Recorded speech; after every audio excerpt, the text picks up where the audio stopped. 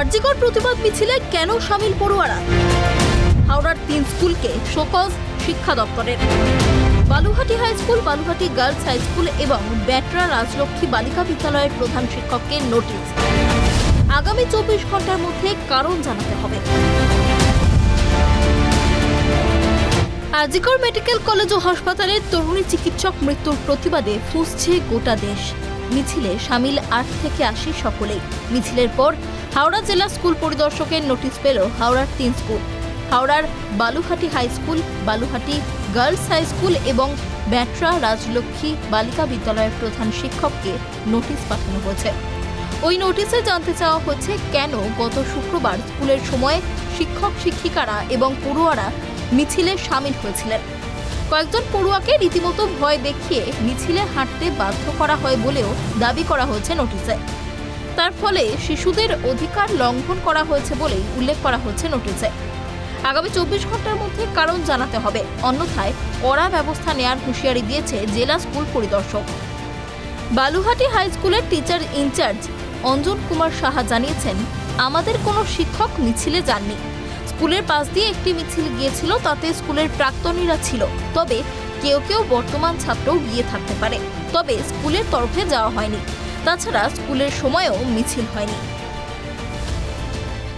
ব্যাপার হচ্ছে আমরা মাস্টারমশাই বা দিদিরা বা আমার শিক্ষাকর্মী কেউই বেরোয়নি। বেরিয়েছে কেবলমাত্র বর্তমান ছাত্র, কিন্তু তারা ছুটির পর বেরিয়েছিল।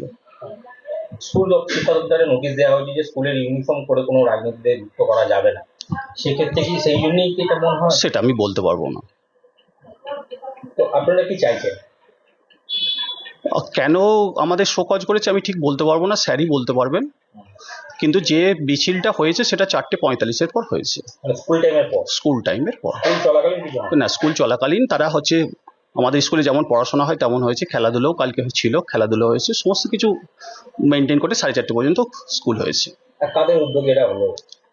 এটা বর্তমান ছাত্ররাও ছিল, কিছু প্রাক্তন ছাত্রছাত্রী, যেহেতু গ্রাম সেই জন্য তাদের উদ্যোগে হয়তো হলেও হতে পারে, আমি ঠিক বলতে পারবো না। শিক্ষক শিক্ষিকারা কোনো না কেউ কোনোভাবেই যুক্ত ছিল না। সেক্ষেত্রে এরকম শিক্ষা দপ্তরটা সকালে নোটিশ দিলে কি আমি বলতে পারবো, আমার এই ব্যাপারে কোনো প্রতিক্রিয়া নেই। সেদিনকে দেখা গেছে হাওড়া অনেক স্কুলই ছিল, কিন্তু বেঁচে বেঁচে কয়েকটা স্কুলে, এটা কি? সেটা আমি কি করে বলবো বলুন, আমার তো সেরকম ব্যাপার না। আমি পুরোটাই স্কুলে ছিলাম, কালকে 10:35 স্কুলে পৌঁছেছিলাম, তখন থেকে তো স্কুলে ছিলাম, আমি বলতে পারবো না। এই ঘটনার সলতে পাকানো শুরু হয় পশ্চিম মেদিনীপুর জেলা থেকে। স্কুল চত্বরের বাইরে স্কুল শিক্ষা দপ্তরের অনুষ্ঠান ছাড়া অন্য কোনো কর্মসূচিতে স্কুল পড়ুয়ারা যোগ দিতে পারবে না বলে বৃহস্পতিবার নির্দেশ জারি করেন পশ্চিম মেদিনীপুর জেলার ডিআই। শুক্রবার এক ধাপ এগিয়ে স্কুল শিক্ষা কমিশনার একটি বিজ্ঞপ্তি জারি করেন। বিজ্ঞপ্তিতে স্কুল ক্যাম্পাসে কর্পোরাল পানিশমেন্ট যে নিষিদ্ধ তা মনে করিয়ে দেওয়া হয়। বলা হয়, স্কুলের শিক্ষক থেকে অশিক্ষক কর্মী কেউই পড়ুয়াদের শারীরিক বা মানসিক নির্যাতন করতে পারবেন না। বিজ্ঞপ্তির শেষ লাইনে জানানো হয়, স্কুল পড়ুয়াদের কোনো রাজনৈতিক কর্মসূচিতে অংশ নেওয়া যাবে না।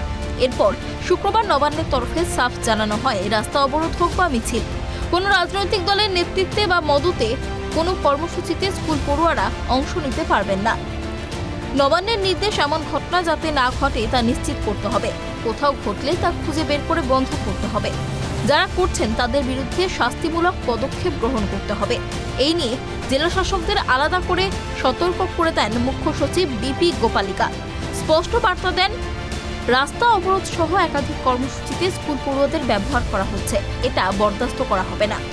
কোথায় এমন ঘটছে তা খুঁজে বের করে এমন প্রবণতা ঠেকাতে হবে। কড়া পদক্ষেপ করতে হবে সংশ্লিষ্ট কর্তৃপক্ষের বিরুদ্ধে। নবান্নের নির্দেশ, স্কুল শিক্ষা দপ্তরের কর্মসূচি ছাড়া অন্য কোনো কর্মসূচিতে যোগ দিতে পারবে না কোনো পড়ুয়া। এমনকি স্কুলের বাইরেও এ ব্যাপারে নিষেধাজ্ঞা থাকবে। কোথাও এমন কিছু ঘটছে কিনা তার উপর খোঁজ রাখতে হবে জেলা প্রশাসনকে। আর এই নির্দেশিকার পরেই হাওড়ার 3 স্কুলকে নোটিশ জেলা স্কুল পরিদর্শকের। Bureau report, tribe TV Bangla.